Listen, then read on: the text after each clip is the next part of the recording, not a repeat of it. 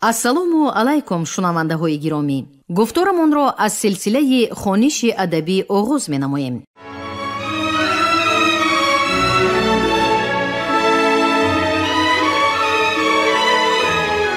ба таваҷҷӯҳи шумо китоби якуми асосгузори сулҳу ваҳдати миллӣ, пешвои муаззами миллат, президенти ҷумҳурии Тоҷикистон муҳтарам Эмомалӣ Раҳмон забони миллат ҳастии миллат таҳти унвони ба сӯи пояндагӣ дар қироати корманди шоистаи Тоҷикистон Ализода Абдурашид Хуҷамқул.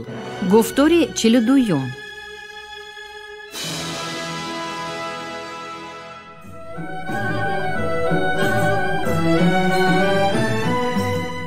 نشر اثر دوجلده پیشوای ملت امامعلی رحمان زبان ملت هستی ملت را تحول بنیادی در جاده علم زبانشناسی معاصر تاجیک ارزیابی نمودن به مورد است. قسم یکمی اثر از باب دوره‌بندی تاریخی زبان تاجیکی آغاز گردیده بابهای سرگذشت تاریخی واژه تاجیک و زبان تاجیکی، زبان ما در دوره استیلای عرب و نخستین سلاله های ایرانی تبار، زبان نوشتاری تاجیکی دوره آغازین، دوره بالندگی و شکوفایی زبان تاجیکی و گسترش زبان تاجیکی به صفت زبان بین المللی را در بر می‌گیرد.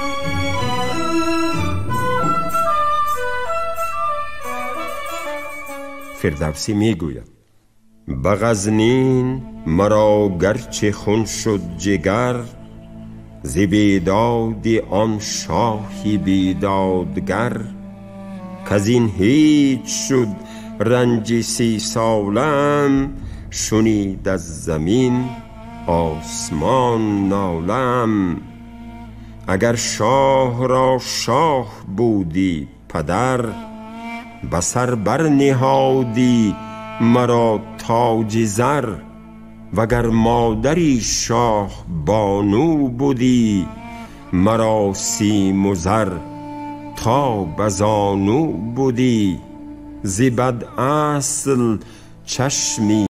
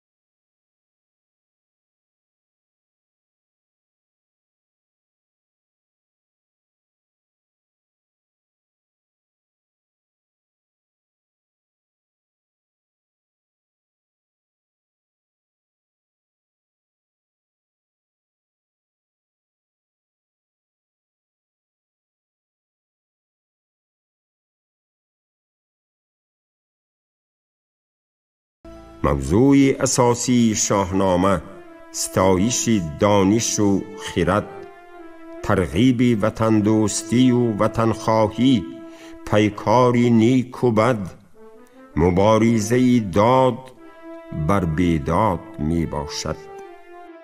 خرد رهنمای و خرد دلکشای، خرد دست گیرد به هر دو سرای.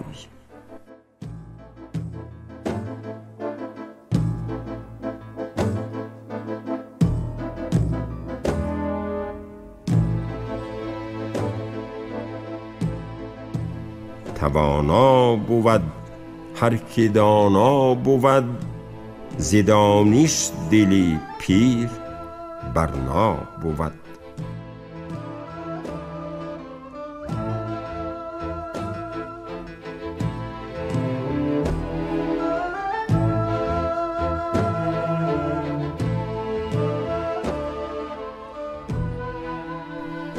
نباشد چو ایران تنی من مباد، در این مرز و بوم زنده یک تن مباد.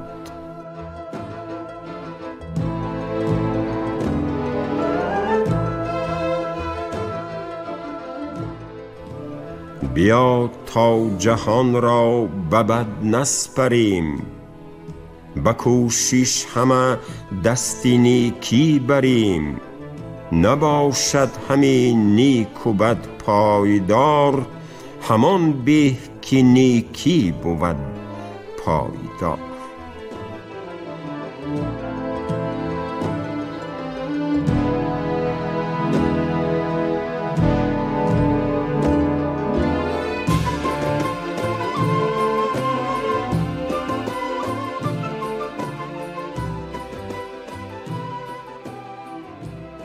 تو دیو را مردمی بد شناس، کسی که ندارد ز یزدان سپاس.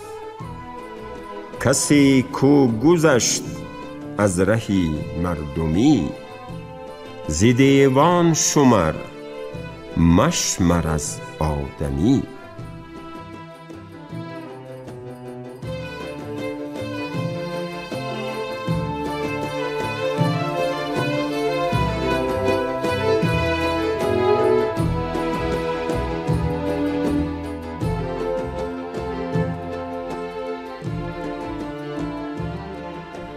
شاهنامه فردوسی در زمینه آثار شفاهی و خطی مردم ایرانی نژاد اوستا، یادگاری زریران، کارنامه اردشیر بابکان، شاهنامه ابو منصوری، خدای نامه ها، تاریخ نامه ها، اندرز نامه ها و غیره به میان آمده از قسمت های اساطیری، روایتی و تاریخی عبارت است.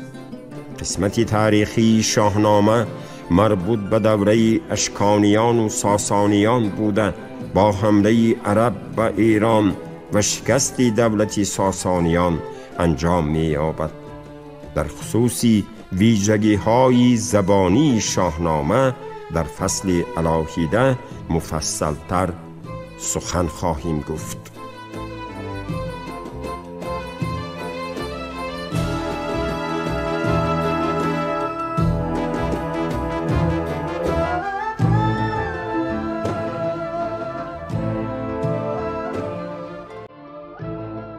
کیسایی مروزی.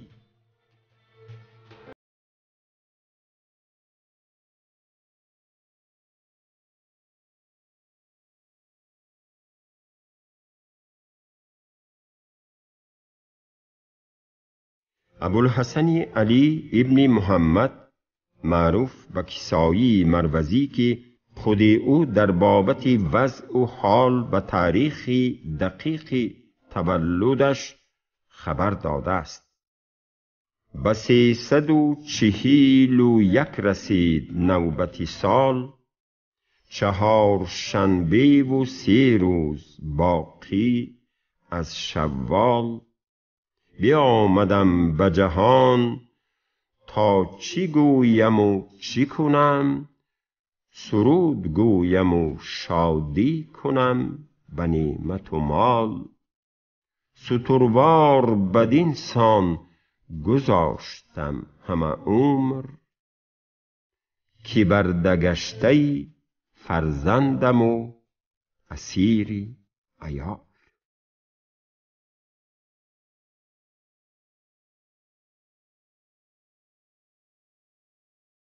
بنابراین سروده کسایی 27 شوال سال 341 مطابق به 17 مارس سال 953 در مرو به دنیا آمده است.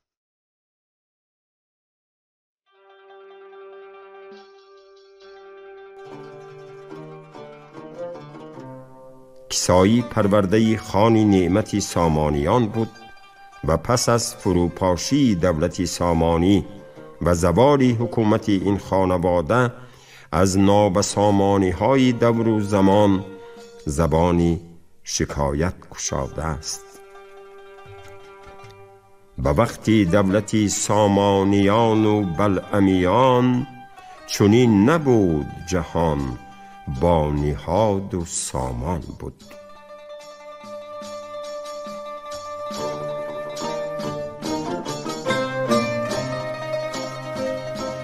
بنا به نوشته سوزنی سمرقندی، کسایی همچنین با وزیر معروف سامانی ابوالحسین عتبی مناسبت خوب داشته او را نیز مدح گفته است. کرد عتبی با کسایی همچنان کرداری خوب، ماند عتبی از کسایی تا قیامت زندنام.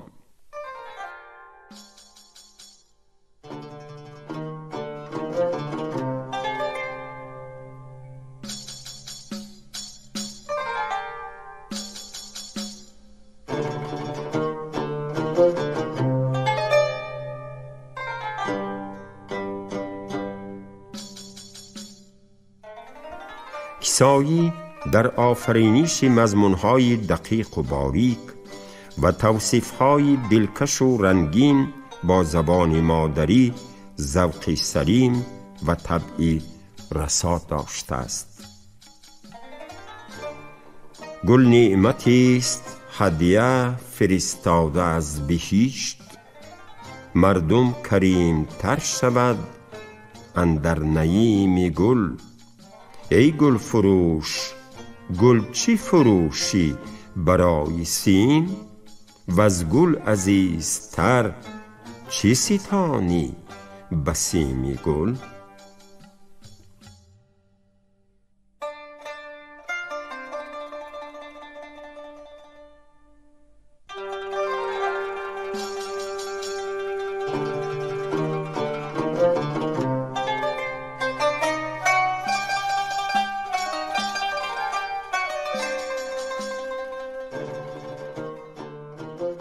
منجیک ترمیزی نیز از شاعران نامداری عهد سامانی است که دیوانش مورد اعتماد و استفاده قرار داشته.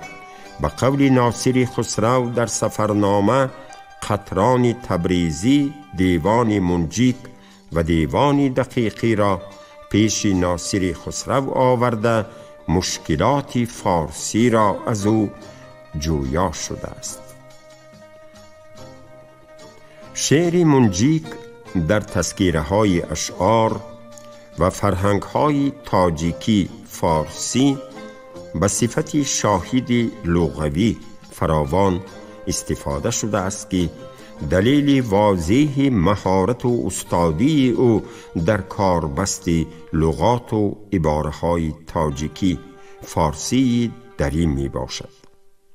شعر زیرین برهان قاطع استعداد شاعری و استادی او در زبان و ادب مادری ماست.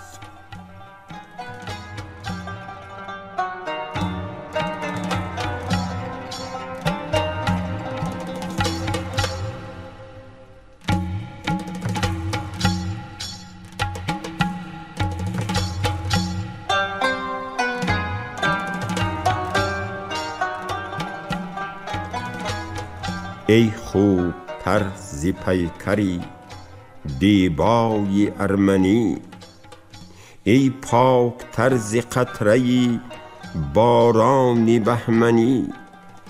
آنجا که موی تو همه برزند به زیر مشک، وانجا که روی تو همه کشور بروشنی. اندر فرات غرقم تا دیده با من است، واندر بهاری حسنم تا تو بر منی. ار انگبین لبی سخنت تلخ از چی راست، ور یاسمین بری تو بدیل چون که آهنی. منگر به ماه نورش تیره شود زیر اشک، مگذر به باغ سروی سهی پاک بشکنی. خرم بهار خواند عاشق تو را که تو، لاله رخ و بنفشه خط و یاسمین تنی. ما را جگر به تیر فراق تو خسته گشت، ای صبر به فراق بتان نیک جوشنی.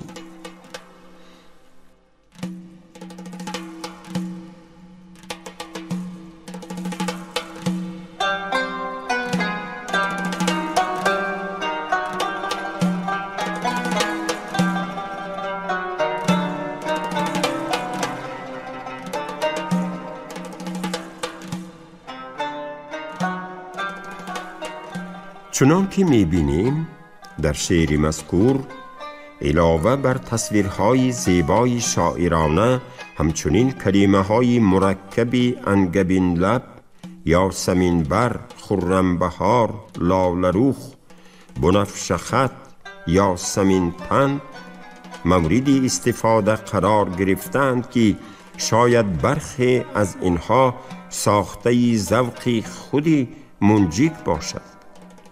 باید گفت که هر کدام از این کلمه های مرکب یک جمله معنی دارد.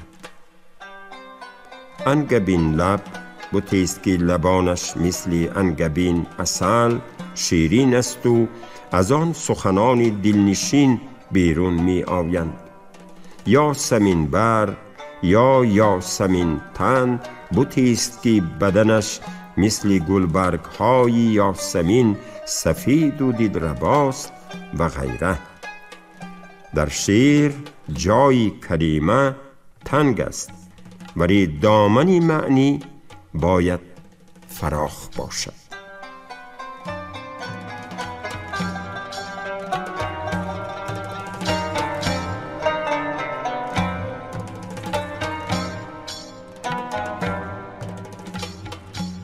رابعه بلخی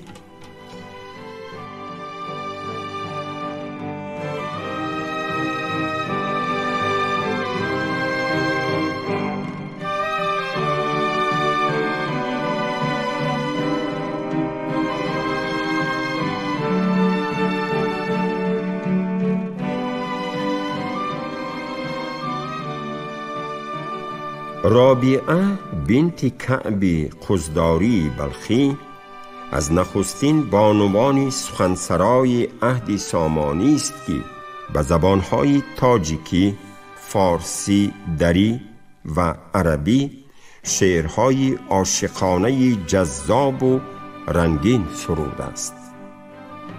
درباره تاریخ ولادت و زمان وفات او معلومات دقیق موجود نیست. از اشعار او مجموعاً تا روزگار ما 55 بیت باقی مانده است. زبان اشعارش از لطف طبع و رنگینی خیالش درک می دهد. غزل زیرین اثبات این گفته هاست.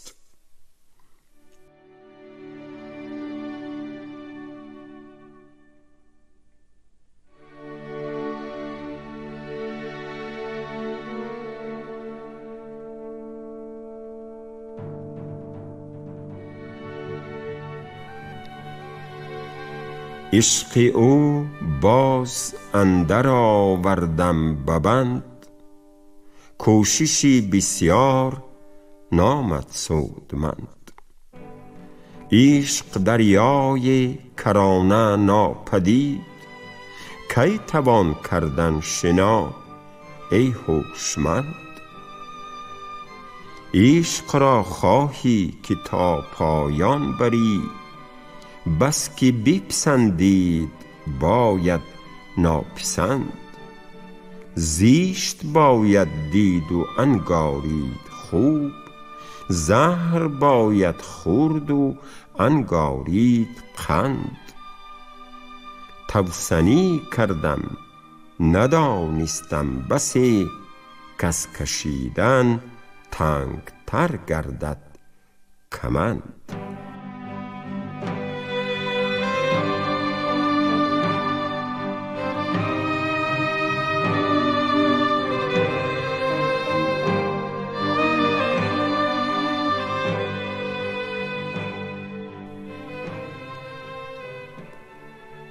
بشار مرغزی نیز از شاعران معروف عهد سامانی است.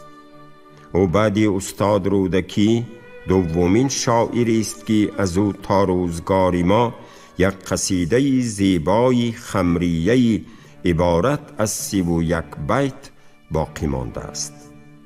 زبان قصیده شیرین و تصویرهایش رنگین است. در این قصیده شاعر از جمله خوشه های سیاهی انگور را میان برگ های سبز تاک با دیدی زیبای شاعرانه چنین برشته تصویر کشیده است: دیدم سیاه روی عروسان سبز پوش، کز غم دلم بدیدنی ایشان بیارمید. گفتی که شاهی زنگ یکی سبز چادری، بر دختران خیش به عمدا بگسترید.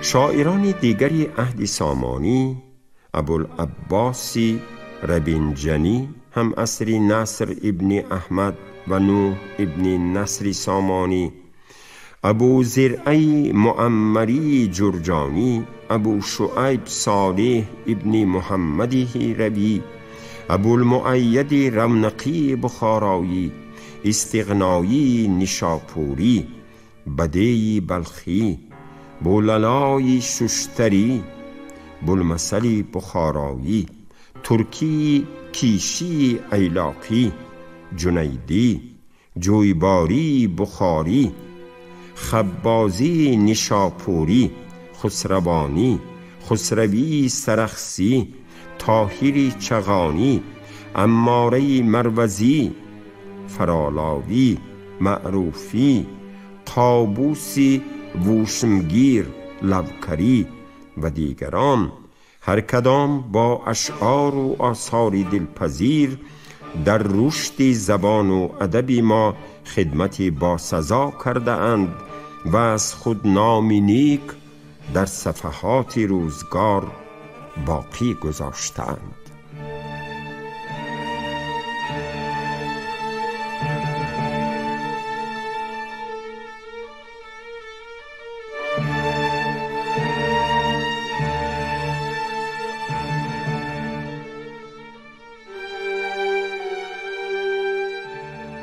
ذکر این مطلب هم مهم است که اکثر شاعران عهد سامانی زاده و پرورده خراسان و ماوراء النهر می باشند و در اشعارشان واژگان و کلمات مردم این مناطق بیشتر استفاده گردیدند.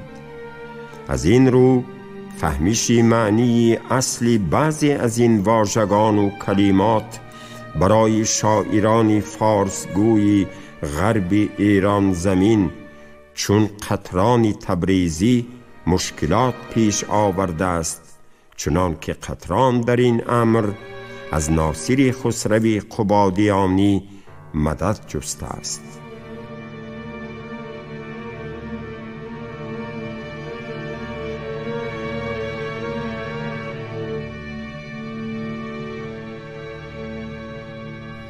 سادگی زبان، دور از تکلف و پیچیدگی بودن آن، استفاده حد اقل کلمه های عربی، همچنین طبیعی بودن طرز افاده فکر و اندیشه مهمترین ویژگی نظم و نثر عهد سامانی به حساب می رود.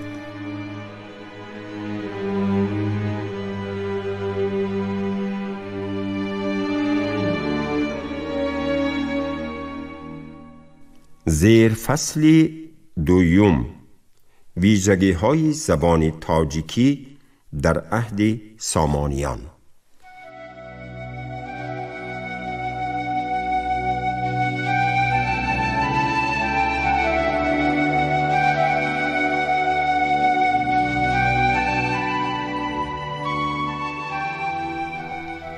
ویژگی های زبان عهد سامانی در آثار نظم و نثر آن عهد و خصوص در شاهنامه بیزبان فردوسی به خوبی به مشاهده می رسند.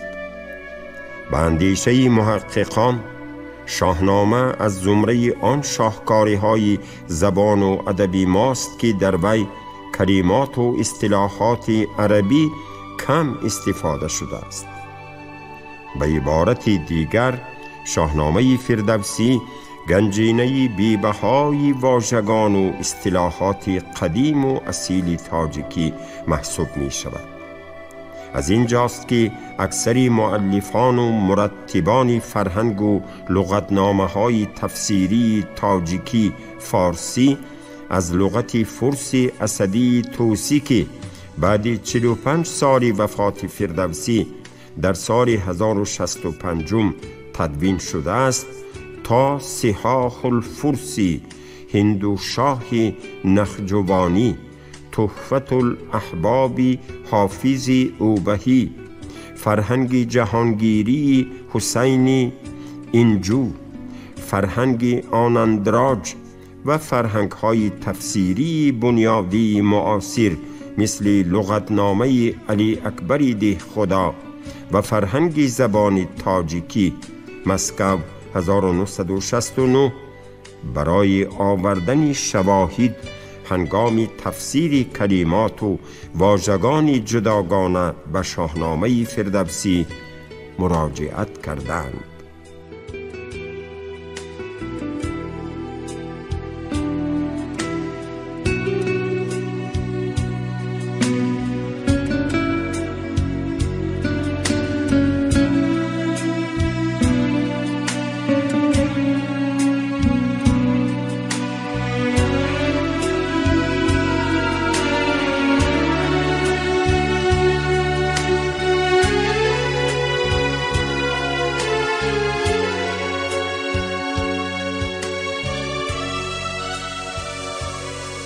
شما گفتار 42 را از روی کتاب یکم اساسگذار صلح و وحدت ملی، پیشوای معظم ملت، پرزیدنت جمهوری تاجیکستان محترم امام علی رحمان، زبان ملت هستی ملت، تحت عنوان به سوی پایندگی در قرائت کارمند شایسته تاجیکستان علیزاده عبدالرشید خوجمخول شنیدید. کارگردان شیرعلی نزلی، صدابردار نگینه خیرالله. پایان گفتار از سلسله خوانش ادبی.